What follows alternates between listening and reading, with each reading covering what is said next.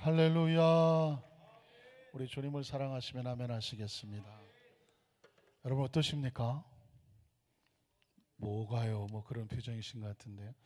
여러분 전도 출정식을 하시니까 먼저 어떠십니까? 설마 그런 질문을 할 거라고는 생각을 못 하셨던 것 같아요. 영혼을 구원하기 위해서 아까 우리 안수 입사님하고 권사님이 서약을 하고 여러분이 모처럼 만에 오른손을 들고 한다! 같이 고백을 하셨습니다. 전도가 삶이 되고 생명을 구원하는 것이 삶이 되기를 서약하셨습니다. 선서하셨습니다. 마음에 어떤 단단한 마음의 각오를 가지셨습니까? 오늘 성가대 찬양의 제목을 혹시 기억하실까요? 전하세 그랬습니다. 혹시 원래 제목은 또 뭔지 아실까요? 작은 불꽃이죠. 작은 불꽃 하나가 마침내 무슨 불이 될까요? 큰 불이 되죠. 비록 작은 불꽃이지만 모이면 큰 불이 돼서 온 세상을 환하게 밝힐 수가 있다라고 하는 찬양입니다. 한 40년 전에 나왔던 찬양입니다. 저도 저 찬양을 40년 전에 알았는데 지금도 찬양을 들으는데 막 설레요. 저 찬양이 설레고 앉아서 열심히 따라 불렀어요. 왜냐하면 하나님께서 우리에게 너는 불꽃이야. 무슨 불꽃? 작은 불꽃이야. 세상을 밝히도록 함께 모여서 공동체가 돼서 세상을 밝혀나가야 되는 세상의 빛이야. 어떠십니까? 우리가 어떻게 불꽃이 되고 빛이 될 수 있을까요? 주님께서 우리에게 명령을 해주셨습니다. 자국에서 한번 축복하실까요? 당신은 세상을 비추는 작은 불꽃입니다. 확신하십니까? 한 번 더 따라 하실까요? 우리는 세상을 비추라고 하늘의 명령을 받은 불꽃이다.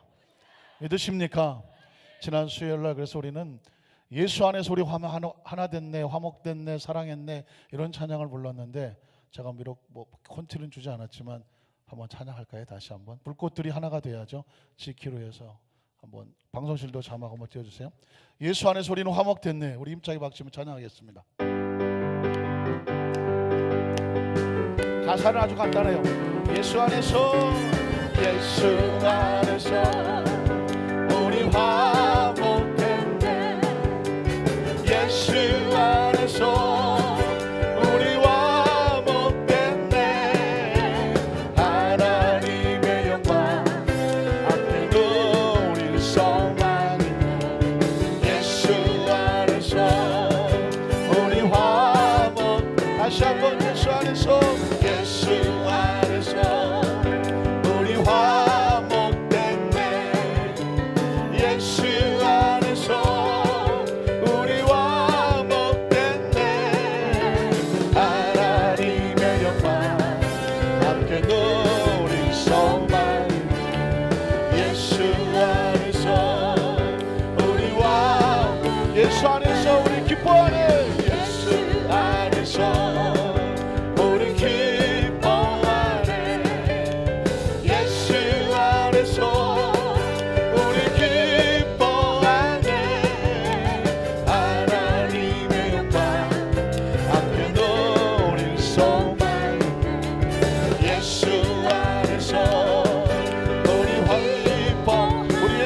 감사하네.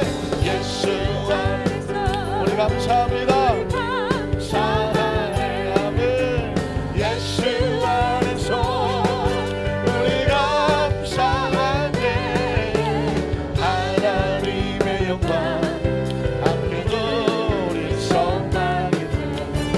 예수 안에서 우리 사랑합니다. 예수 안 우리 다 같이 한번 일어나실까요? 일어나셔서 서로 사랑한다고. 예수 안에서 우리 사랑하네. 하나님의 영광 함께도 우리 소망이네. 예수 안에서 우리 사랑하네. 원래 찬양에는 항상 율동이 있는데 예수 안에서 할 때는 서로 사랑할 때 뭐 옆에 이렇게 안아주는 허거하는 표현도 하죠. 자, 이 찬양 우리 처음부터 함께 할 때 여러분 이제는 이제 좀 익숙해지셨죠? 우리 두루 다니시면서 주님의 이름으로 사랑합니다, 축복합니다 인사도 하고요. 혹시 어느 교회에서는 사과데이라는 걸 만들어서 평상시 내가 참 좀 미안한 게 없지 않았는데 사과를 하고 싶은데 용기가 안 나서, 그래서 그런 분들이 사과를 하나 사갖고 사과를 드리면서 제가 사과드립니다, 그런 어떤 날을 정했다고 합니다. 약간 좀 조크 같긴 하지만 의미는 있어요. 한 해를 마무리 지면서 형제와 화목하지 아니하고 형제와 사화하지 않으면, 서로 화를 풀고 용서해 주지 않으면 그 예배는 의미가 없다라고 말씀하셨어요. 그래서 우리가 이 찬양을 드리고 함께 할 때 뭐 그럴 리는 없겠지만 혹시 그럼에도 불구하고 사과가 필요하신 계시면 주님의 이름으로 미안합니다, 사과드립니다도 좀 하고, 아니면 사랑합니다, 축복합니다, 최소한 안 한 사람은 없을 정도로 제가 시간은 넉넉히 5분 이상 드릴 테니까 힘차게 찬양하면서 여러분 막 돌아다니면서 서로 인사하셨으면 좋겠습니다. 자, 막 가세요. 다니시면서 한 분도 빠지시면 안 돼요. 처음 오신 분들, 또 혼자 계신 분들, 또 좀 불편하신 분들 먼저 좀 찾아가 주세요. 우리 악수하고, 우리 같은 남성은 남성, 여성은 성끼리 좀 호구도 해주시고 격려도 해주시고요. 우리 청년들, 혼자 온 청년들 우리 가서 악수도 좀 해주시고요. 우리 예수 안에서 기뻐합니다. 우리 저 반주자 등도 좀 두드려주세요. 애들 잡아 반주자 등도 좀 두드려주세요. 자, 안 되계신 분도 인도해주시고. 할렐루야. 사랑하네, 사랑합니다. 좀 어색해 하시는 분 있으면 먼저 가서 좀 가져가세요.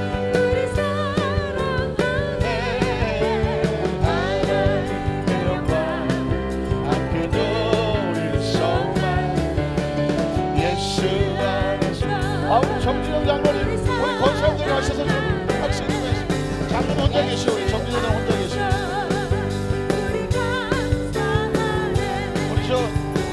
우리 정장로님한테가 한 숫자 가서 악수 좀 해주세요.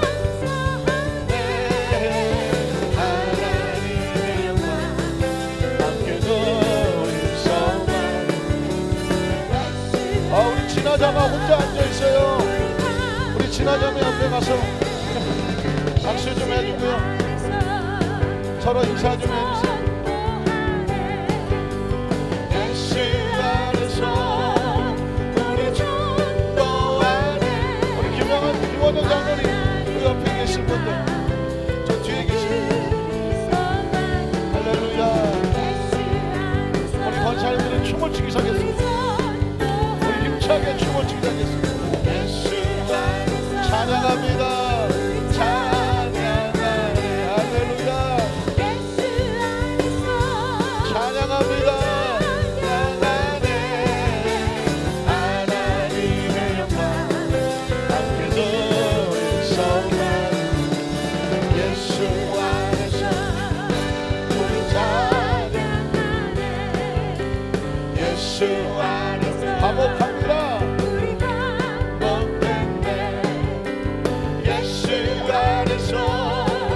우리와 목됐네. 하나님의 영광 앞에도 우리 성만. 예수 안에서 우리와 기뻐합니다. 예수 안에서 우리 기뻐하네. 할렐루야.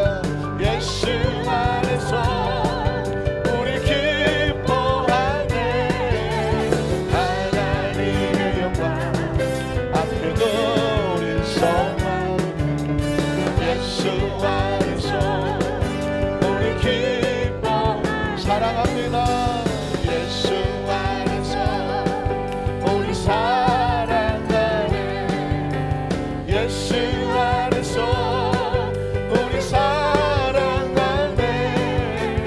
하나님의 영광 함께 누릴 소망. 예수 안에서 우리 사랑 감사합니다. 예수 안에서 우리 감사하네. 예수 안에서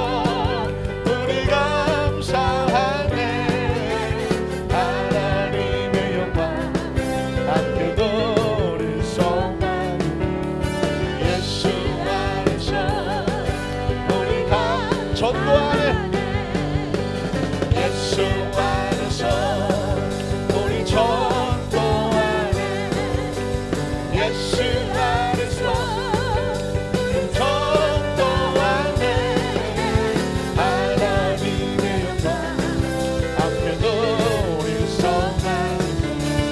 예수 안에서 우리 전도 안에 할렐루야.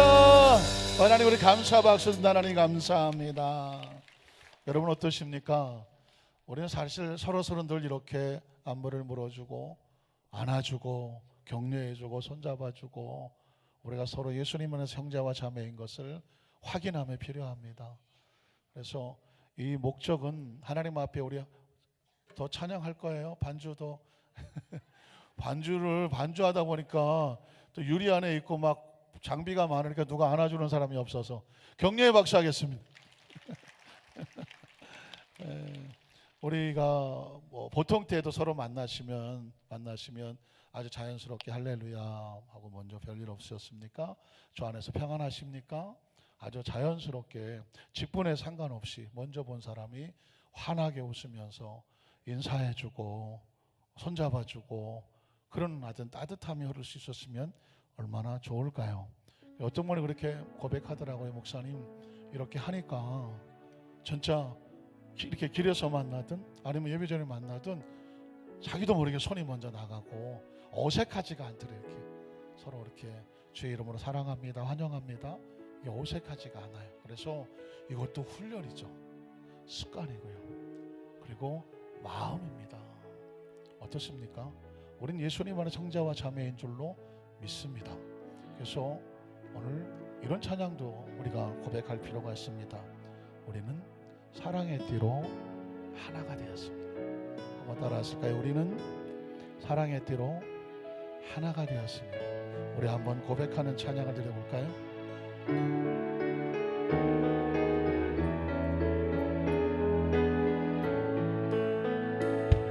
우리는 사랑의 띠로 하나가 되었습니다.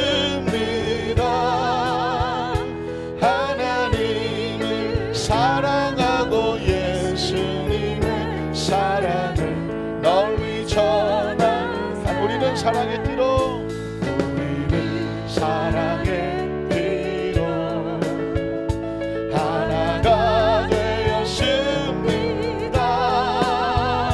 주님을 사랑하고 예수님의 사랑 조금 어색하지만 손잡고 나와 우리는 이건 손잡고 하는 거예요. 우리는 사랑의 띠로 하나가 되었습니다. 하나님을 사랑하고 예수님의 사랑을 널리 전한 모두 찬양하며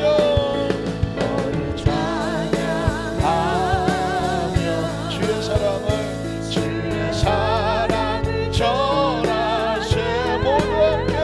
모두 함께 예수님의 사랑을 세상에 널리 알 마지막 고백입니다.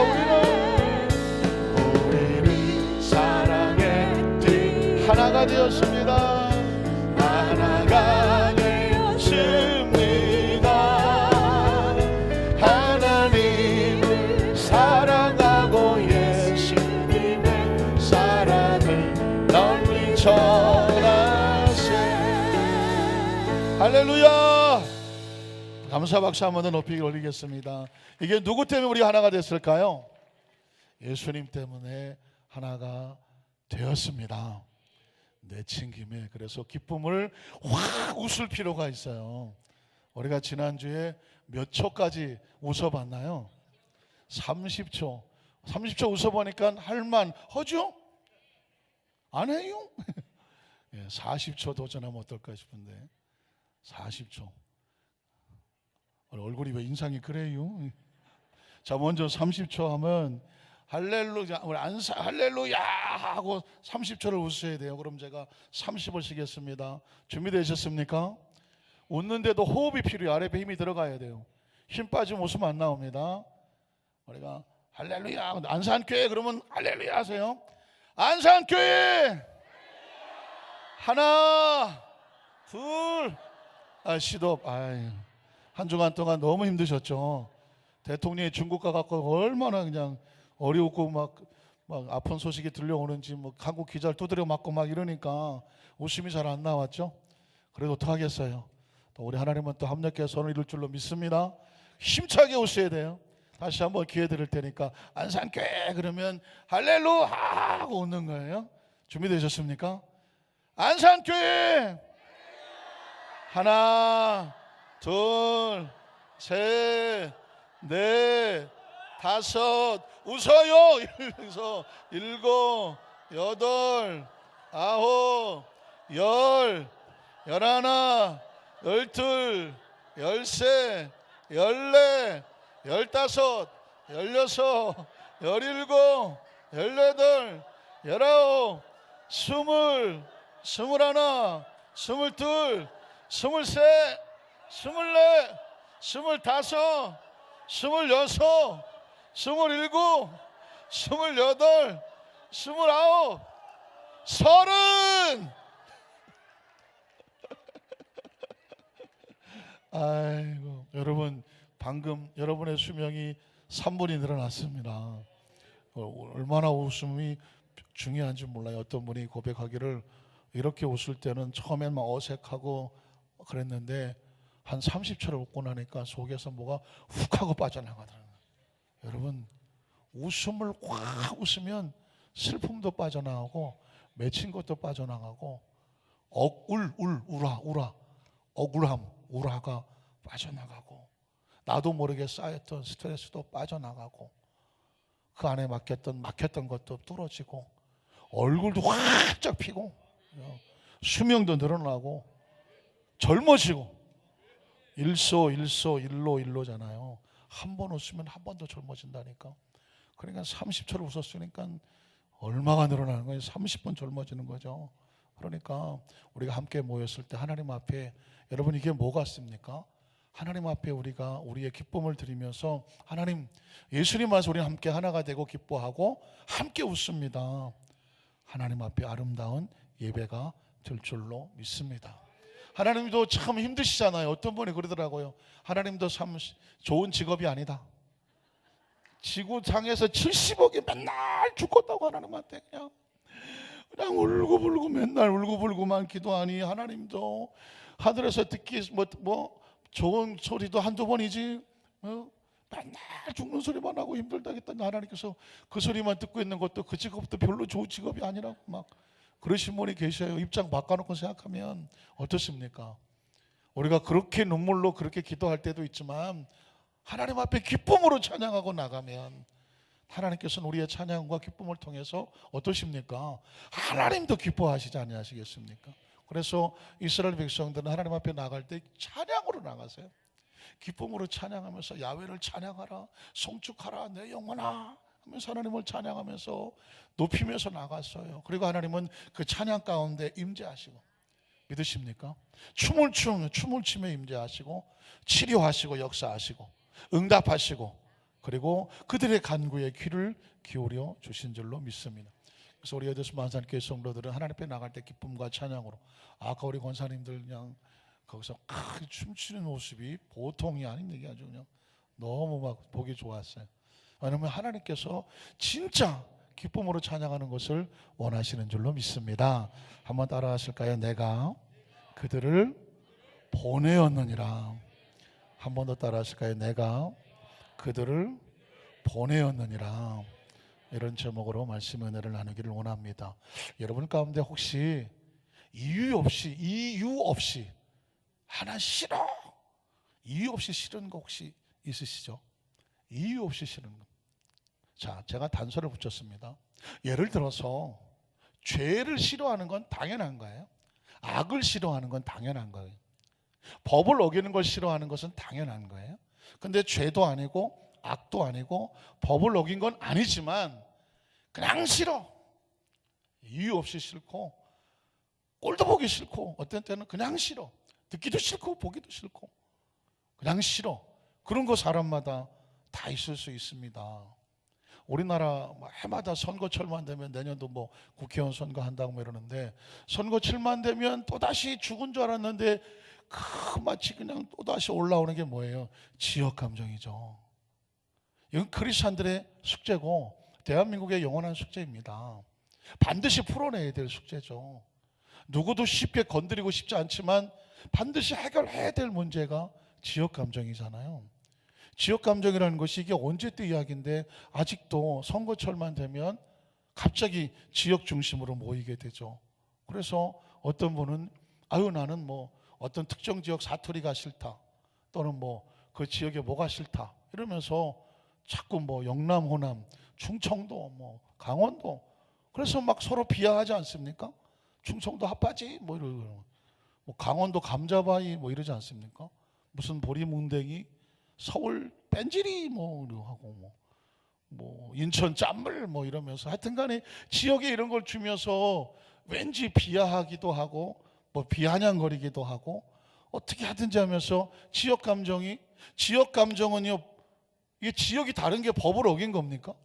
서울에 태어난 게 죄고 뭐 광주 태어난 게 죄고 경주 태어난 게 죄입니까? 그건 죄도 아니고 불법도 아니고 무슨 악도 아니에요. 그런데 왜 사람들은 나하고 틀린 지역에 태어났다는 이유만을 가지고 싫다 좋다를 얘기하냐 이거죠. 지역 감정은 아주 무서운 신앙의 적입니다. 또 뭐가 있을까요? 어떤 사람은 동남아시아 뭐 이런 쪽의 사람들을 은근히 또 우리가 대한민국 사람이 또 은근히 그 사람들을 비하하려고 하는 사람이 있습니다. 동남아시아 지역이 아무래도 아직보다는 한국보다 여러 가지 면에서 부족한 게 있어요. 옛날엔 그 나라의 도움을 받고 살았는데 이제는 한국이 워낙 부흥하고 성장하고 발전돼서 이건 뭐 세계 손가락 꽂고 앉아 있다 보니까 우리가 올챙이 시절을 생각하지 못하죠. 옛날에 필리핀, 뭐 말레이시아 뭐 이런 나라들이 우리 다 도와줬던 나라들인데 지금 필리핀, 아이고 필리핀이 힘듭니다. 동남아시아, 뭐 홍콩, 뭐 대만 이런 데 가봐도 이런 데서 어떻게 살지? 이 사람들이 좀 우리보다는 좀 뭔가 처지는 것처럼 생각하게 되고, 왠지 동남아시아, 뭐 방글라데시, 스리랑카 막 이러고 나오면 괜히 조금 가까이 하기는 좀 힘든 지역 사람 같이 벌써 차별을 두려고 한단 말이죠.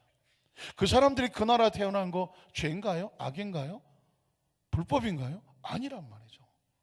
우리 머릿속에 의식 속에 크게 있어요. 저도 미국에 선교사가 갔고 저에게 굉장한 충격을 받은 게 뭐냐면 흑인이 힘들더라고요. 흑인이 힘들어요. 흑인이 가까이 있는 거 그 벽을 깨려고 몸부림을 치는데 흑인들하고 얘기하려고 그러면 냄새도 나는 것 같고, 이 사람들은 왜 이렇게 검을까? 막 이 사람들도 선크림을 바를까? 막 이런 생각을 하면서 흑인에 대한 편견이 어렸을 때 하도 깜댕이 그러는 바람에 나도 모르게 막 깜댕이 소리가 나오려고 그러고, 그게 어떤 차별, 인종차별 같은 것을 두려고 하는 인식이 목사인데 머릿속에 있던 거예요. 그래서 어떤 권사님이 미국에 있을 때 그런 상담했다고 하잖아요. 목사님, 우리 딸이요, 흑인 남자에 데리지 않도록 기도해 주세요. 저는 우리 딸이 흑인하고 결혼할까 그럴까 봐 난 그게 걱정이 돼요. 막 이러더라고요. 왜냐 그랬더니 최근에 흑인 친구하고 다니는 걸 봤는데 가슴이 철컥하더래요. 가슴이 철컥하더래요. 어떻습니까? 혹시 딸이 있는데 이 딸이 흑인하고 결혼한다. 난 괜찮다. 아무도 손 드셨어요? 이거는 설교에 큰 은혜를 받으신 분이니까 지금 하신 분이고, 이게 쉽지가 않아요. 왜냐하면 저도 그 얘기를 듣고 예 알았습니다 권사님 기도해놓고 집에 가서 우리 아들이 흑인 여자를 데리고 오면 내가 어떻게 해야 되나 이거. 저도 거기에 대해서 대답이 썩 나오지가 않더라고요. 그러니까 그 얘기는 뭐예요? 아직도 내 속에 흑인에 대한 편견을 가지고 있다는 거죠. 예를 들어서 흑인이라고 말씀을 드렸습니다. 여러 가지가 있어요. 그냥 생긴 게 싫다든가, 뭐 아니면 뭐 무슨 뭐 배운 게 뭐 나하고 차이가 난다든가, 뭐 사는 게 어쨌다든가, 어쨌든 간에 어떤 핑계를 대고 죄도 아니고 불법도 아니고 악도 아닌데 내가 그냥 싫어라고 말하는 이 부분은 신앙의 문제 가운데 반드시 해결을 해야 되는 문제라는 거죠. 왜냐하면 이 부분은 크리스찬이 되기 위해서 가장 먼저 해결하고 이 부분에 대한 정확한 인식을 가져야 크리스찬으로서 심령의 심성을 소유할 수 있기 때문에 그렇습니다. 오늘 성경 본문은 그 얘기를 하고 있습니다. 지난 시간에 보니까 베드로가 어느 날 12시에 지붕에 올라가서 정기적으로 기도를 하는데 환상이 보이죠. 환상에 보니까 하늘이 열리고, 그러니까 하늘에 계시라는 거예요. 보따리가 내려오고 그 보따리 안에 보니까 아주 부정한 뭐 곤충, 짐승, 날짐승이 있었다. 부정하다는 얘기는 뭐냐? 율법에, 구약 성경 율법에 이런 것들을 먹지 말라, 부정하니 먹지 말라라고 정해놓은 그런 것들이 한 보따리가 내려왔습니다. 베드로가 보는 순간 눈살을 찌푸렸겠죠. 이 부정한 것이라고 딱 인식을 했을 겁니다. 그런데 그 환상이 내려오고 보고 난 다음에 하나님의 음성이 들립니다. 이걸 잡아먹어라 하고 말했습니다. 부정한데 하나님이 이걸 잡아먹으라고 말했습니다. 그것도 3번이나 베드로야 이거 잡아먹어, 이거 잡아먹어, 이거 잡아먹어 3번이라 말합니다. 그때 베드로는 반사적으로 이렇게 말하죠. 하나님, 난 이때까지 이런 부정한 것들을 먹어본 적이 없습니다. 그래서 나는 못 먹겠습니다. 부정해서 못 먹겠습니다 라고 딱 거절을 합니다. 그때 하나님께서 이렇게 말씀하시죠. 야 이 사람아, 하나님이 깨끗하다고 한 것을 사람이 왜 부정하다고 말하느냐? 내가 깨끗하다고 말했으니 네가 부정하다고 말하지 말아라. 이렇게 환상을 3번, 음성을 3번 듣고 환상에서 깨어납니다. 오늘 첫 번째 본문의 내용을 보면 이 환상을 보고 나서, 음성을 듣고 나서 베드로가 의아하게 생각을 합니다. 이게 도대체 무슨 내용일까? 의아해하는 베드로의 모습을 한번 보겠습니다. 오늘 10장 17절에 보면 이렇게 말합니다. 베드로가 본 바 환상이 무슨 뜻일까? 이게 3번이나 이 부정한 것들을 보여주시고 하나님이 이걸 먹으라고 말하고 나는 못 먹겠다고 말했더니 하나님이 깨끗하다고 한 것을 네가 감히 부정하다고 말하느냐? 라고 오히려 책망조로 말씀을 하셨는데 이게 무슨 뜻일까? 속으로 의아하게 생각했습니다. 그랬더니 그 다음에 뭐라고 됐죠? 마침 고넬료는 누구냐면 로마 사람이에요. 로마 사람. 마치 우리나라가 일제 36년 동안 식민지를 당했죠. 강점을 당했죠. 그때 일본이 통치를 했단 말이죠. 마찬가지로 이 팔레스타인은 유대인들은, 이스라엘 나라는 로마가 통치를 했습니다. 그러니까 로마의 100명의 군사를 데리고 있는 백부장, 우리식으로 말하면 한 중대장급 되는 그 로마의 장교예요. 장교. 그러니까 정확히 말하면 유대인도 아니고 아브라함의 자손도 아닌 이방인이죠. 이방인이에요. 이방인은 구약 성경 율법에 따르면 아브라함의 자손이 아닌 사람은 다 이방인이었습니다. 아브라함의 자손들만 선택된 chosen people이라고 하는 선민의 사상이 있고, 나머지 이방의 민족들은 아브라함의 자손이 아니기 때문에 그들은 더러운 민족이었습니다. 이방인들과 함께 혼인도 못하게 하도록 상종하지 못하게 한 부정한 민족이었습니다. 그런데 그 부정한 민족의 이방인 고넬료가 사람을 보내서 누구를 찾아왔냐면 베드로의 집을 찾아와서 문 밖에 섰다고 말씀하고 있습니다. 자, 이 이야기는 우린 좀 눈치를 좀 채고 있겠죠. 하늘에서 내려오니 보따리와 부정한 어떤 물건들, 짐승들, 날짐승들, 곤충들, 이것과 지금 부정하다고 추정이 되어지는, 인식이 되어 있는 로마의 백부장이 사람을 보내서 베드로의 집을 찾아왔습니다. 이 두 가지가 지금 겹쳐지는 걸 통해서 하나님께서 베드로에게 메시지를 주고 싶어 하는 것을 보게 되죠.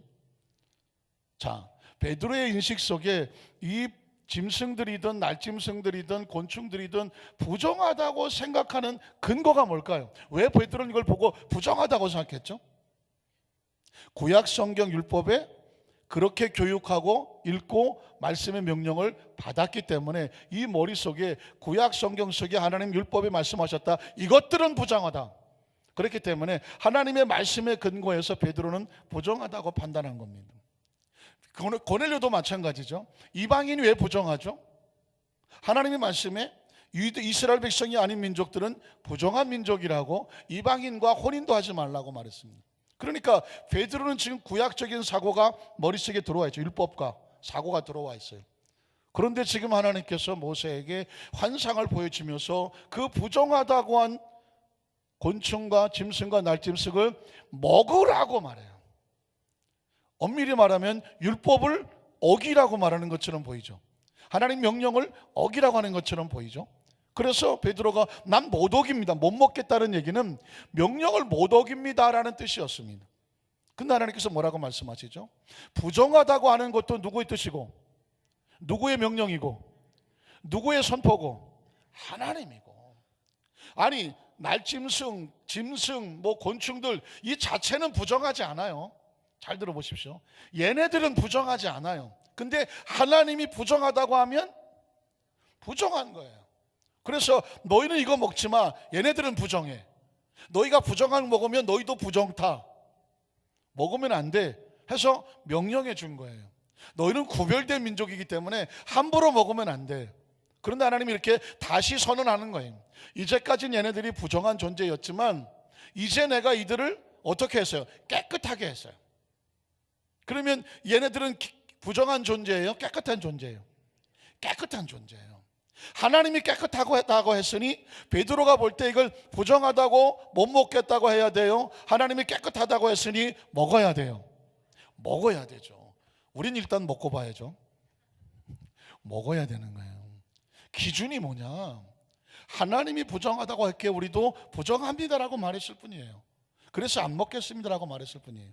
근데 하나님이 지금 인식을 바꿔요. 이제까지는 율법의 시대, 규정의 시대였지만 이제 이것들을 부정하다고 하는 것에서 풀어져 버려. 이제 너희는 부정하지 않아. 믿으십니까? 이제 너희가 부정하지 않아. 그 부정한 은혜로 덮었어. 은혜로 검은 물건인데 흰 보자기로 덮었어. 이제 너희는 시커멓지 않아. 하얘. 그러니까 더 이상 지저분하거나 더러운 존재가 아니라 깨끗해진 존재가 됐어. 이 짐승과 날짐승과 곤충들이 이 은혜를 입었어요. 그러니 베드로가 이걸 가지고 함부로 이 지저분한 것들 말할 수 있나요, 없나요? 없어요. 고넬료도 마찬가지입니다. 이방인이 찾아옵니다. 베드로의 인식 속에 아니 유대인의 집에 왜 로마의 사람을 보내지? 이방인이 우리 집에 오면 안 되지. 어떻습니까? 그런데 그 이방인을 만약에 하나님께서 이 사람도 내가 부정하지 않다, 정하다고 했다면 그 사람을 부정하다고 네가 선언할 수 있느냐 없느냐? 선언해야 돼요? 선언하지 말아야 돼요? 선언할 수 없는 거죠. 지금 이 사건은요, 이제껏 유대인들의 지금도 이 사실을 깨닫지 못하는 유대인들을 향한 하나님의 강력한 복음과 은혜가 선포되고 있는 사건입니다. 여기에 대한 정확한 인식이 없으면 안타깝지만 제가 아까 말씀드린 것처럼 예수를 믿고 구원받고 하나님의 자녀라고 하고 각자 직분과 어떤 사명은 있지만 아직도 우리가 지역 감정에서 헤어나지 못한다면, 아직도 어떤 사람의 형편처지나 인종이나 피부 색깔이나 무슨 국적이나 아니면 사는 모양이나 또는 어떤 생긴 모양이나 어떤 것을 통해서든지 사는 동네라든가 이런 것들로 사람이 차별된다고 하면, 내 속에 그들을 차별하려고 하는 생각이 생긴다면 아직도 이 의식 속에 뭐가 없다?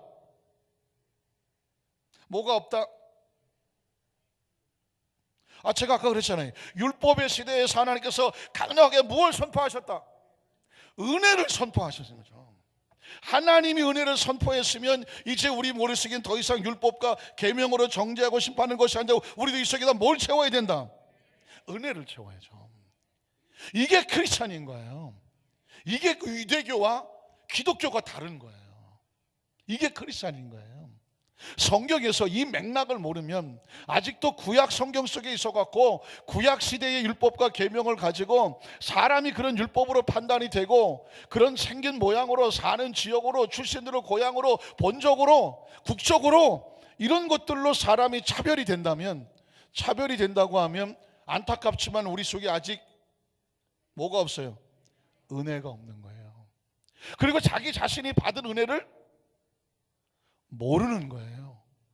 하나님이 지금도 나를 율법과 계명으로 정죄하고 심판한다고 생각을 해서 늘 하나님이 두렵고 떨리고 무서워 사는 사람이 되는 거예요. 은혜로 하나님께서 내가 부정한 존재인데 내가 너를 깨끗하게 했다라고 하는 은혜를 선포받았다는 사실이 확신이 되면 부족하지만 예수님 안에서 자유해지는 거예요. 은혜를 얻었으니, 빚이 청산됐으니, 내 부족함이 덮어졌으니, 그분이 나를 깨끗하다고 말씀해 주셨으니 믿으십니까? 지금 이 신앙이 오늘 이 예배 시간에 이미 알고 계신 분은 100% 채우고, 만약에 전혀 모르셨던 분이라고 한다면 이 부분이 정확하지 않으면 교회에 나와 계시지만 신앙은 2000년 넘어 예수 그리스도 이전에 율법 시대에 살고 있는 거죠. 아직도 그 계명과 비판과 정죄를 끌어안고 사시며 아니면 다른 사람을 향해서 그렇게 던지고 사시는 거예요. 이 부분을 하나님께서 베드로에게 말씀하시면서 풀어내고 있습니다. 자, 두 번째 보면 이걸 성령께서 환상에 대해서 깨우쳐주고 계시는 것입니다. 이 환상은 굉장히 중요합니다. 18절에 보니까 이렇게 말하죠. 불러 묻되 베드로라 하는 시몬이 여기 유숙하느냐 하거늘. 그 다음에 보면 베드로가 그 환상에 대해 생각합니다. 아하, 부정한 것이 내려왔는데 하나님이 부정한 것을 내가 먹지 않는다고 말했더니 깨끗하다고 했으니까 네가 피하지 말고 먹어라 말씀하셨는데, 혹시 이 부정하다고 여겨지는 이방인이 나를 찾는데 내가 이 사람을 만나지 말아야 되는데 이 사람이 나를 찾아왔다면 이 환상과 무슨 관련이 있지 않을까까지 생각했다는 것입니다.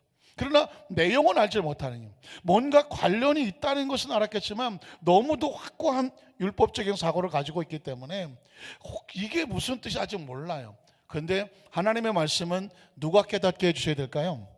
하나님이 열어주셔야 돼요. 그래서 나오는 말씀이 성령께서 그에게 말씀하시되, 한번 따라 하실까요? 성령께서 그에게 말씀하시되. 잘 들어보십시오. 이 이야기는 김유민 목사가 성경을 듣고 깨달아서 여러분에게 선포하는 저의 이론이 아니에요. 제가 어디서 주워 들어서 배운 이론도 아니에요. 성령께서 지금 베드로에게 이 환상에 대하여 정확하게 해석해 주시는 말씀입니다. 성령께서 그에게 말씀하시되 두 사람이 너를 찾으니, 그 다음 절에 보면 일어나 내려가서 뭐 하지 마라? 의심하지 마라. 이 사람들 부정한 사람들 아닐까? 내가 이 사람들하고 어울리다 보면 나도 부정 타는 것은 아닐까? 율법과 계명을 어겼으니 나도 범한 자가 되는 것은 아닐까? 조금도 의심하지 마라. 이유는 함께 가라. 내가 그들을 보냈다. 한번 따라 하실까요? 내가 그들을 보내었느니라. 여러분, 이 구절의 밑줄을 쫙 치셔야 돼요. 설교 본문의 제목을 삼을 때는 가장 핵심되는 구절을 가지고 제목을 삼아요. 내가 그들을 보냈다는 것입니다. 잘 들어보십시오. 제가 아까 말씀을 드렸지만 하나님이 깨끗하게 하신 것을 너희가 더럽다고 부정하다고 말하지 말라. 누가 깨끗하다고 말했어요? 하나님이. 이 이방인들은 내가 그들을 보냈으니 그들은 부정하다 부정하지 아니하다? 부정하지 않아요. 왜? 누가 보냈으니까? 하나님의 성령이 그들을 보냈었어요. 그런데 겉모습은 여전히 로마인이에요. 백부장이에요. 유대인이 아니에요. 아브라함의 자손이 아니에요. 이제 지금 하나님의 은혜는 아브라함의 자손을 뛰어넘고 있어요. 이스라엘 백성을 뛰어넘고 있어요. 유대인을 뛰어넘고 있어요. 이제 로마인도 깨끗해질 수 있어요. 믿으십니까? 다시 말해서 이스라엘 백성이 아닌 사람도 예수 그리스도의 십자가의 은혜 속에 들어오면 누구든지 깨끗해질 수 있어요. 새로워질 수 있어요. 부정하지 않을 수 있어요. 지금 저와 여러분은 이미 이 은혜 속에 푹 젖어 사시기 때문에 별 감동이 그렇게 심하게 오지 않지만, 지금 이 사건은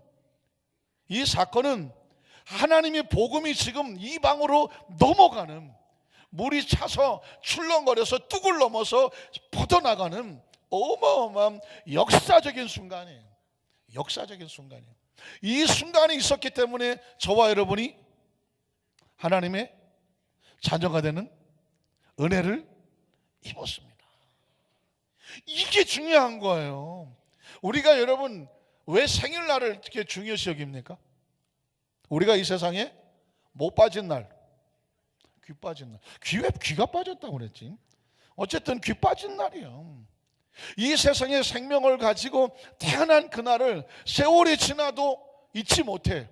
아니, 잊어서는 안 되고, 내가 어떻게 태어난지를 항상 기억하는 그 생일이 축하받아 마땅하고 기억해 마땅해. 그렇다고 하면 복음의 은혜의 생일은 언제냐? 은혜의 생일은 언제예요? 지금 베드로도 성령 받고 병든 자 고치고 심지어 죽은 자도 살려내고 뭐 교회를 세우고 하는데 이 머릿속에는 아직도 은혜가 없는 거예요. 은혜가. 근데 지금 이 본문의 사건이 베드로의 속에 있던 율법과 계명을 은혜로 뒤집어 놓는 사건이에요. 은혜가 밖으로 차고 넘치는 사건, 베드로의 일생일대 사역에 변화를 가져오는 사건입니다. 사랑하는 성도 여러분, 이게 왜 중요하느냐? 아까 말씀드렸지만 이 고넬료의 구원을 통해서, 하나님 보냈다는 걸 통해서 저와 여러분이 어떻게 구원받았는지를 정확하게 알게 되는 것입니다.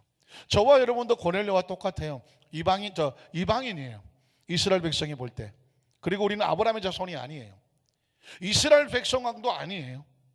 우린 대한민국 배달의 민족, 전 세계에서 배달을 제일 잘하는, 밤 12시에도 치킨을 갖다 준다는 그 배달의 민족인데, 그러니까 우리는 이스라엘 백성이 아니란 말이에요. 근데 우리가 어떻게 하나님의 자녀가 되냐고요. 은혜예요. 은혜입니다. 우리는 정말 죄인이에요. 죄인인데 하나님이 내가 이 사람을 깨끗하다고 말하는 거예요. 왜냐하면 그걸 주관하시는 분은 하나님이고, 이 사람의 죄의 대가를 예수의 십자가 보혈로 다 덮어버렸어요. 그래서 의로운 자가 됐어요. 의롭다고 하나님이 정하시면 누구도 나를 향하여 돌을 던질 수 있나요, 없나요? 던질 수 없죠. 그게 은혜라는 거예요. 제가 그 얘기 했나요? 나이를 먹어갈수록 왜 이렇게 죄가 많아? 힘든 거예요. 사는 게. 저는 어떤 분 얘기를 들었어요. 목사님, 그때 30대 때는요. 목사님, 저 빨리 70, 80 되고 싶어요. 왜? 그랬더니 사는 게 죄예요. 사는 게 죄예요. 앞으로, 그때 한 30대 중반쯤 되셨던 것 같은데, 30대 중반인데 내가 앞으로 한 50년 더 살아서 한 80 산다고 하면 내가 80 살 때까지 지을 죄를 생각하니까 깜깜합니다. 그래서 아니 왜 뭘 죄 지을 생각을 해요? 죄 안 짓고 80까지 잘 사시면 되죠. 그랬더니 아니에요. 나도 지금도 죽어서 지금 이 순간도 내 생각에 온통 죄들, 이 죄를 내가 못 이겨요. 유혹을 못 이기고 여러 가지 상황을 내가 못 이기겠다. 제가 볼 때 그분의 진실이라고 생각을 해요. 삶을 살아가는데 사는 게 죄인 거예요. 모르고 막 별의별 생각들이 내 속에서 치고 들어오는데 살수록 죄가 넘칠 것 같은 거예요. 그래서 제가 그 얘기를 지금도 안 잊어버리잖아요. 조 목사님, 내 평생 살아온 길, 뒤를 돌아다 보니 걸음마다 자옥마다, 그러니까 다른 분들은 죄가 없으신 분이에요. 얼마나 좋을까. 근데 제가 그랬잖아요. 저도 30대 때 초반에, 30대도 아니에요. 20대 후반에 그 찬양을 보면서 내가 젊은 게 훨씬 다행이다 진짜. 나이 먹으면 나 죄가 많아지는가 보다 심각하게 생각한 적이 있어요. 제가 이 이야기를 왜 드리냐고 하면, 삶 속에 우리가 저질러 놓은 죄, 지금 이 가운데도 늘 죄 속에 살고 있는 우리의 몸부림, 이건 은혜가 아니면 안 씻기는 거예요.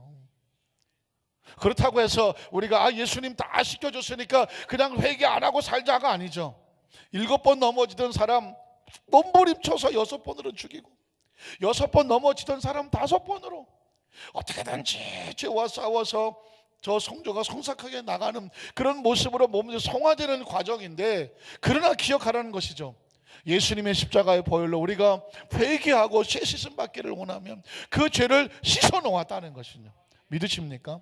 그 거룩한 성화의 길로 우리가 나아가기만 하면 주님께서 우리를 그 길로 인도해 주신다는 것입니다. 그래서 오늘 이 시간 이후에 크리스찬임에도 불구하고 여전히 죄책감에 시달린 사람이 분명히 있습니다. 아니, 죄책감이 없어서 아예 마음에 양심이 아주 화인 맞아서 죄를 지어도 아무 감각이 없는 사람, 이런 사람은 뭐 절대로 안 되지만, 반대로 크리스찬임에도 불구하고 늘 죄책감 때문에 시달려 죄에 넘어지고 쓰러지는 자신의 모습 때문에, 오늘 그분들을 향해서 예수님 말씀하신 게 있습니다. 내가 너를 깨끗하다고 해놓았으니, 너는 이미 깨끗한 자다. 이 죄는 어떻게 할까요? 날마다 예수님 십자가 앞에 와서, 사람이 자기 전에 손발을 씻고 깨끗하게 하고 잠을 자는 것처럼 그날 지은 죄들은 그 십자가 앞에 또 회개하고 다음 날은 조금 더 버티고 나가며, 세월이 지나갈수록 죄가 쌓이는 것이 아니라 죄와 싸워서 이긴 전적과 간증이 쌓여지는, 조금 더 나아지는 성숙한 그리스도의 모습으로 나아가기를 하나님께서 원하시는 줄로 믿습니다. 그래서 그런 심령의 정확한 의인에 대한 정체성을 가져야 되고, 또 하나는 뭐냐면 다른 사람을 바라볼 때도 은혜의 눈길로 바라봐야 된다는 것입니다. 왜 나는 그렇게 은혜를 입었는데, 이상하게 나는 그렇게 은혜를 입었는데 다른 사람의 잘못하는 꼴을 봐요, 못 봐요? 못 봐. 이게 우리가 아주 지독한 게 있어요. 나는 큰 은혜를 입었어. 정말 나 같은 죄인은 없어. 그런데 나는 그런 은혜를 입었는데도 다른 사람이 잘못한 걸 보면 그냥 어휴, 저런 것이 있냐고 막 그냥 막 거품을 물면서 막 그냥 이게 막 내 손에 짱돌을 들고 쫓아가고 싶은 생각이 드는 이유는 뭘까요? 이게 자기가 받은 은혜를 잊어버렸기 때문에 그래요. 그래서 여러분, 예수님의 비유도 보니까는 수천억 원의 빚을 탕감을 해줬는데, 너무 큰 은혜를 줬는데, 지나가다 자기 친구가 한 3만 5천 원 빚을 진 놈을 만났어. 이 3만 5천 원 그래갖고 당장 안 갚으냐고 그래갖고는 3만 5천 원 안 갚았다고 저 감옥에다 집어넣습니다. 그 사실을 본 옆에 있는 사람들이 주인에게 다가서, 주인이시여, 저 사람이 수천억 원의 빚을 탕감해 줬는데 길에서 만난 자기 친구 3만 5천 원을 그걸 용서해 주지 않아 그 자기 친구를 감옥에 쳐넣었습니다. 그럼 주인이 화가 나갖고, 뭐 이런 놈이 다 있냐고 다시 데려왔고, 내가 너에게 얼마나 큰 거를 다 탕감해 줬는데 너는 네 친구의 그 조그만 빚도 탕감을 못 해주냐? 다시 감옥으로 들어와라 그랬고, 이거 다 갚아라 이놈아 그래갖고 감옥에 다시 넣었다는 게 예수님의 비유예요. 그 얘기가 누구 얘기예요? 옆에 사람이 얘기인데, 내게요. 우리가 뭐 하지 않냐면, 지극히 작은 형제의 허물을 작은 거 하나라도 용서하지 아니하면, 네가 어마어마한 죄를 용서받았으면서도 다른 사람에 대해서는 은혜가 아닌 율법과 정대로 짱돌을 들고 가서 찍으려고 달려든다면 네가 받은 은혜도 보장이 돼야 안 돼요? 보장이 안 된다, 그 얘기입니다. 오늘 여러분 말씀을 정리하기를 원합니다. 베드로는 부정한 사람이라고 생각했던 고넬료가 사실 보니까 어떤 사람인지 아세요? 세 번째 보면 고넬료에 대한 신앙의 고백이 나옵니다. 21절 볼까요? 고넬료를 보니 베드로가 내려가 그 사람들을 보고 이르되, 내가 곧 너희가 찾는 사람인데 너희가 무슨 일로 왔느냐? 그들이 대답하되 백부장 고넬료는, 보세요, 백부장 로마 사람이에요? 이방인이에요? 유대인 아니에요? 아브라함의 자손 아니에요? 선민 아니에요? 백부장 고넬료는 의인이요, 하나님을 경외하는 사람이요, 유대 온 족속에게 칭찬하더니 그가 거룩한 천사의 지시를 받는 사람이에요. 그리고 당신을 그 집으로 청하여 말을 들으려 하느니라고 말했습니다. 깜짝 놀라지 않았습니까? 이제까지 베드로 인식은 유대인만 깨끗한 줄 알았습니다. 유대인만 선택된 줄 알았습니다. 유대인만 하나님 아는 줄 알았습니다. 유대인만 그들만 하나님의 자녀가 되는 줄 알았습니다. 그러나 놀랍게도 복음이 이 고넬료에게 들어가 있었습니다. 이 사람은 더 하나님을 경외하는 사람이요, 더 의인이요, 더 선한 일을 많이 하여 유대 많은 사람들에게 덕을 끼치는 사람이고, 그가 얼마나 신실했던지 그가 기도하는 가운데 천사가 그를 인도하고 지시하기도 했습니다. 그리고 성령의 세례에 대해서 갈급함을 느끼고 베드로 사도를 통해서 성령 받으라고 천사가 베드로를 초청하라고 지시받은 사람입니다. 사랑하는 성도들 어떻습니까? 이 사람 하나님의 사람입니까? 로마 사람입니까? 하나님의 사람. 부정한 사람입니까? 정한 사람입니까? 정한 사람입니다. 이 고넬료의 모습이 바로 저와 여러분의 모습이어야 되는 거고 저와 여러분의 모습인 줄로 믿습니다. 그래서 이 시간 이후에 가장 이건 신앙의 기초예요. 가장 신앙. 왜 공동체 간에 갈등이 생긴지 아십니까? 서로 긍휼히 여겨주지 않아서 그래요. 한번 따라 하실까요? 서로 긍휼히 여겨주자.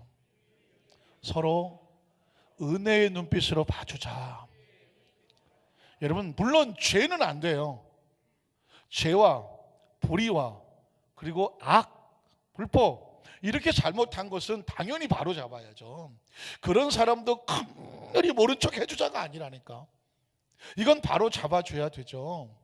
그러나 그게 아닌 신앙생활 하다 보면 성격이 좀 안 맞거나 또 오해가 생기거나 갈등이 생기거나 서로 뭐 취향이 다르거나 또는 뭐 성향이 다르거나 성격이 다르거나 이런 것들로 인해서 부딪혀질 때에 크리스찬은 이걸 가지고 등지고 갈라서고 원수 맺고 싸우는 것이 아니라 이 부분을 가지고 깊이 기도하는 가운데에 이걸 통해서 하나님 나에게 뭘 깨닫게 하시려고 할까?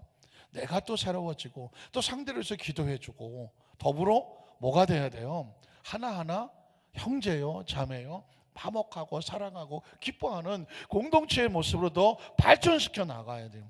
이게 크리스찬의 부부관계, 부모 자식, 형제와 자매, 동기, 친척 친구 그리고 직장생활, 구역, 지역 우리 공동체 안에 이런 천국의 모습으로 하나가 되기를 주님의 이름으로 축복합니다.